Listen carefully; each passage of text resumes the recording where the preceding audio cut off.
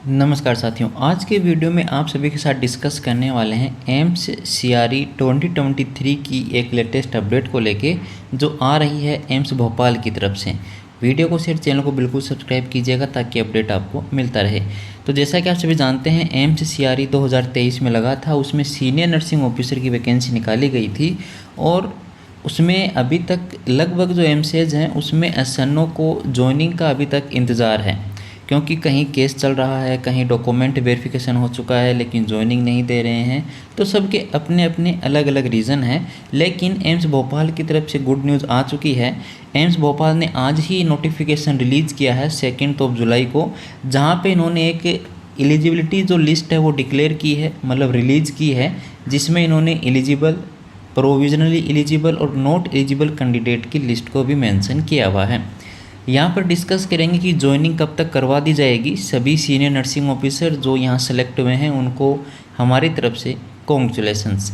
अब देखिए, आपको ज्वाइनिंग को लेकर भी यहाँ पर मे बी कि क्या है कि कब तक हो सकता है, क्या नहीं हो सकता है, सारी बातें डिस्कस करेंगे। डॉक्यूमेंट वेरिफिकेशन आप सभी के लिए 3 जनवरी 2024 को कंडक्ट किया गया था। अब देखिए, यहाँ पर जो एलिजिबल हैं और जो प्रोविजनली एलिजिबल कैंडिडेट हैं उनको तो घबराने की कोई आवश्यकता नहीं है, लेकिन जो कैंडिडेट नॉट एलिजिबल की लिस्ट में हैं उनके लिए थोड़ा सा यहाँ पर प्रॉब्लम हो सकती है, क्योंकि जो रीज़न एम्स भोपाल ने बताया है इनको नॉट एलिजिबल करने का, अगर वो रीज़न सेटिस्फाई नहीं कर पाते हैं कैंडिडेट तो फिर इनके लिए समस्या है। बाकी अगर आपको लगता है कि एम्स भोपाल ने हमें फालतू में ही या फिर ऐसे ही नॉट एलिजिबल बना दिया है, तो आप अपने जो भी डॉक्यूमेंट आपको कमी बताई गई है वो यहाँ पर सबमिट कर सकते हैं। कैसे करना है, क्या करना है, डिस्कस करेंगे।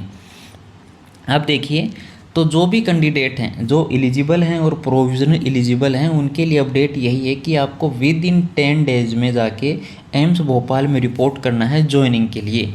ये आपको ध्यान में रखना होगा। 10 डे के विद इन आपको ज्वाइनिंग के लिए जाना होगा। 2 जुलाई को नोटिफिकेशन रिलीज़ हुआ है, तो 12 जुलाई तक आपको जाके रिपोर्टिंग करनी होगी अपनी ज्वाइनिंग के लिए। तो ये बड़ी अपडेट आप सभी के लिए। ज्वाइनिंग लेटर आपको मेल कर दिए गए हैं। आशा करते हैं कि मेल आपको मिल गया है। अगर नहीं मिला है तो मे बी कि 2 से 3 डेज में आपको मिल जाएंगे, लेकिन ऐसा नहीं है। अपॉइंटमेंट लेटर आपको मिल चुके हैं। आप अपना रजिस्टर्ड मेल चेक कर सकते हैं, अपनी जीमेल चेक कीजिएगा। इसके अलावा जो कैंडिडेट यहाँ पर नॉट एलिजिबल हैं, एक क्वेश्चन और है यहाँ पर, वो भी डिस्कस कर लेते हैं। यहाँ पर उन्होंने बता रखा है कि अगर आप 10 डेज के अंदर यहाँ पर जाके ज्वाइनिंग करने के लिए काफ़ी टाइम नहीं दिया गया है आपको, तो यहाँ पर आप क्या कर सकते हैं, अपना जो टाइम पीरियड है ज्वाइनिंग का उसको एक्सटेंड करवा सकते हैं। तो ये आपके लिए एक बड़ी अपडेट दूसरी है कि एक्सटेंशन यदि आप करवाना चाहते हैं अपने ज्वाइनिंग पीरियड को तो आप वो भी करवा सकते हैं। उसके लिए भी आपको विद इन 7 डे वहाँ पर जो एडमिनिस्ट्रेटिव जो ऑफिस है उसको इन्फॉर्म करना होगा। मेल भी आप कर सकते हैं, मेल ही करना होता है, मेल कर दीजिए आप। उसमें आपका जो भी रीज़न है उसको आप अच्छे से एक्सप्लेन करना है। एक्सप्लेन का मतलब ये है कि जो भी आप रीज़न ले रहे हैं एक्सटेंशन के लिए उसको आप जस्टिफाई कर सकें कि हाँ मेरा ये रीज़न है, इस रीज़न से मैं थोड़ा एक्सटेंशन चाहता या चाहती हूँ, तो वो आपको एक्सटेंशन दे देंगे। मिनिमम 3 मंथ के लिए भी आप कर सकते हैं, 1 मंथ के लिए भी कर सकते हैं, 6 मंथ के लिए भी कर सकते हैं। लेकिन जितना आप एक्सटेंशन लेते जाएंगे वहाँ पर आपको फिर जो भी आपका रीज़न होगा वो प्रॉपर आपको जस्टिफाई करना होता है। चलिए, अब जो कैंडिडेट नॉट एलिजिबल हैं इस लिस्ट में, वो लिस्ट भी अपन अभी देखने वाले हैं। उनको क्या करना है, 7 डेज के अंदर जो यहाँ पर मेल दी गई है recruitment@amsbhopal.edu.in के ऊपर मेल कर देना है। जो भी आपके डॉक्यूमेंट में कमी निकली है उस डॉक्यूमेंट को आप सबमिट कीजिएगा और वहाँ पर अपना प्रॉपर जस्टिफिकेशन सबमिट कीजिए कि ऐसा ऐसा रीज़न था, ये सब जो है वो सही बातें थी।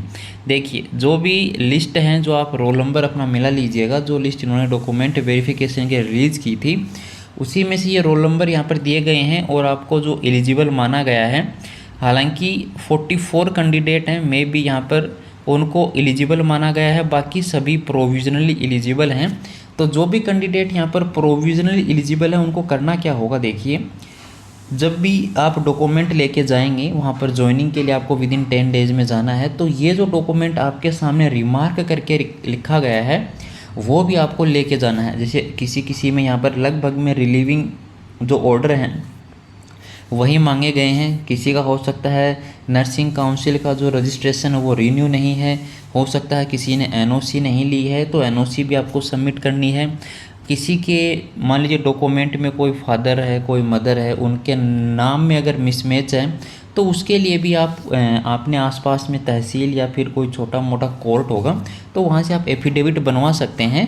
तो ये आपको यहाँ पर करना होगा। अगर आपको लग रहा है कि नहीं समस्या बड़ी है तो आप हमें कमेंट कर सकते हैं, हम उसका भी रिप्लाई आपको देंगे कि इसके रिगार्डिंग हम क्या कर सकते हैं। टेलीग्राम चैनल को ज्वाइन कर सकते हैं, इंस्टाग्राम पे जाके भी आप हमें मैसेज कर सकते हैं, वहाँ से भी रिप्लाई आपको तुरंत मिल जाएगा।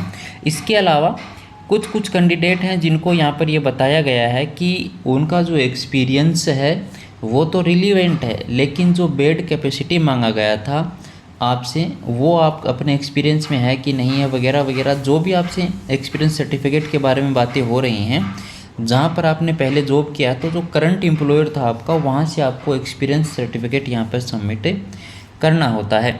चलिए अब यहाँ पर डिस्कस कर लेते हैं कि जो कैंडिडेट नॉट एलिजिबल हैं वो क्या करेंगे।